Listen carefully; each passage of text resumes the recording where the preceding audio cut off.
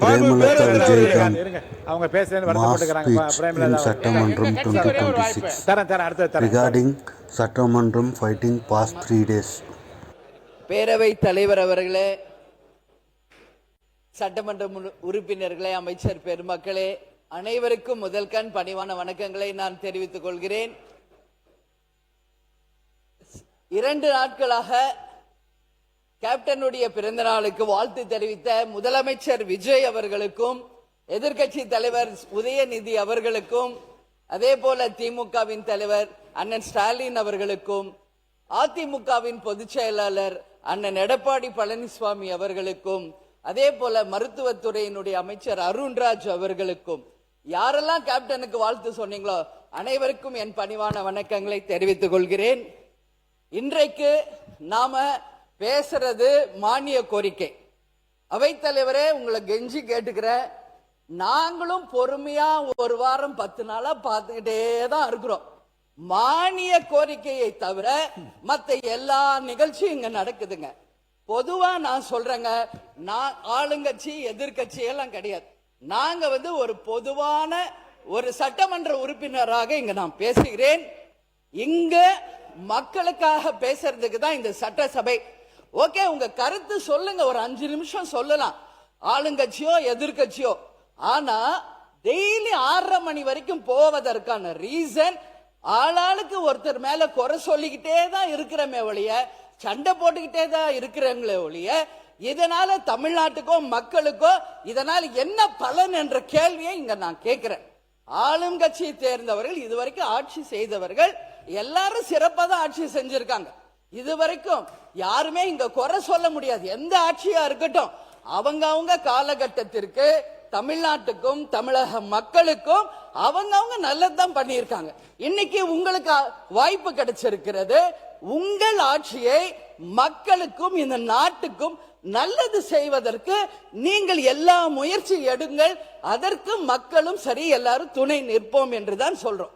ஆனால் இங்க பொதுவா நாங்க இங்க பாருங்க, எல்லாருமே அவைத்தலைவர் அவர்களே, நைட் அண்ட் டே எக்ஸாமுக்கு கூட இப்படி யாரும் ப்ரிப்பேர் பண்ணி இருக்க மாட்டாங்க.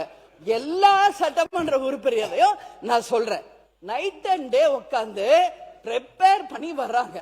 ஆனா இங்க வாய்ப்பே கிடைக்க மாட்டேங்கிறது. எப்ப பாரு சண்டை சண்டை சண்டை அப்படின்னா மக்களுக்கு இதனால என்ன பலன்?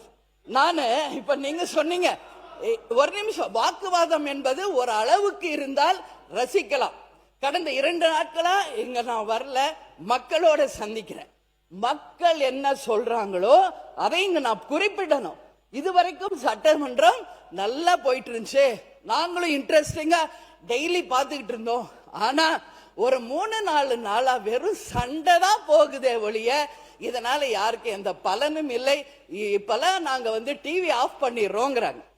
ஏன் இதுன்னு சொல்றேன்னா, இங்க மக்களுக்காக பேசணும், மக்களுக்கு நல்லது நடக்கிறதுக்கு தான் இந்த சட்டசபை என்பதை தயவு செஞ்சு எல்லாரும் புரிஞ்சுக்கணும்.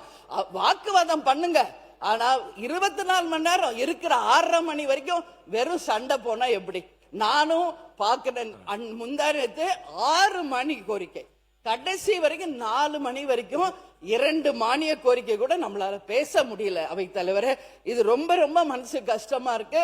எல்லாருக்கும் நீங்க வாய்ப்பு கொடுங்க. பேசினவங்களே தான் பேசுறாங்க, சண்டை போட்டவங்களே தான் சண்டை போட்டுக்கிட்டு இருக்காங்க. அப்புறம் அப்ப எல்லாரும் அவங்கவுங்க வேலையை விட்டுட்டு எக்ஸாமுக்கு ப்ரிப்பேர் பண்ற மாதிரி 3 மணி 4 மணி வரைக்கும் ப்ரிப்பேர் பண்ணிட்டீங்க. உட்கார்ந்து கடைசி வரைக்கும் மக்களை பத்தி பேசவே முடியல. வேடிக்கை பார்த்துட்டு சண்டையை பார்த்துட்டு போறதுக்கு அதனாலதான் உங்களுக்கு நீங்க அனுமதி அளிச்சேன். அதனாலதான் உங்களுக்கு அனுமதி அளிச்சேன். உறுப்பினர் முருகன், நீங்க தொடர்ந்து பேசி முடிக்கலாம். ராஜா, உறுப்பினர் ராஜா, நீங்க பேசி முடியுங்க. இல்ல அவை தலைவரே, இங்க பாருங்க, நான் கடந்த 1 வாரமா எதுவுமே பேசல. நானும் ரொம்ப பொறுமையா இல்ல, போதும், நீங்க ரொம்ப நல்ல கருத்து நயமா சொல்லிட்டீங்க, போதுமானது. அவர் உறுப்பினர் இன்னும் 12 பேர் பேசணும், போதும். இப்போதைக்கு இது போதும். அப்புறம் அடுத்த மானிய கோரிக்கை வரும்போது நீங்க பேசலாம். இன்னைக்கு மானிய கோரிக்கை இருக்கீங்க இல்ல 10வது இடத்துல நீங்க இருக்கீங்க. கண்டிப்பா பேசும்போது நீங்க நீங்க வரும்போது நீங்க பேசலாம். இப்ப வேண்டாம். இல்ல இல்லைங்க, இல்ல இல்ல நல்ல கருத்துக்கள் நீங்க சொல்லிட்டீங்க, போதுமானது. இப்போதைக்கு அது போதுமானது. சண்டை மன்றம் கிடையாது. அதனால அவர் பேசாத வரைக்கும் அமைதியா போகுதுங்க. ஒன்ஸ் அவர் ஆரம்பிச்சாலே பேசியது போதுமா? தயவு செஞ்சு நீங்க அனுமதி தராதீங்க. எல்லா உறுப்பினருக்கும் வாய்ப்பு தாருங்கள் என்று கேட்டுக்கொண்டு அமர்கிறேன். எல்லாருக்கும் சம வாய்ப்பு. எல்லாருக்கும் இதுவரை பாருங்க, இதுவரை இல்லாத அளவிற்கு எல்லாருக்கும் சம வாய்ப்பு கொடுப்பதுதான் நான் முயற்சி பண்றேன். அப்படிதான் உங்களுக்கு இப்போ வாய்ப்பு நான் கொடுத்திருக்கேன். பதில் உரையில் நீங்க பாருங்க, நீங்க இந்த பட்டியலில் உங்க பேர் இருந்தும் கூட நீங்க பேச விரும்பிய காரணம் இதை அனுமதித்திருக்கிறேன். நல்ல கருத்தை சொன்னீர்கள். உறுப்பினர்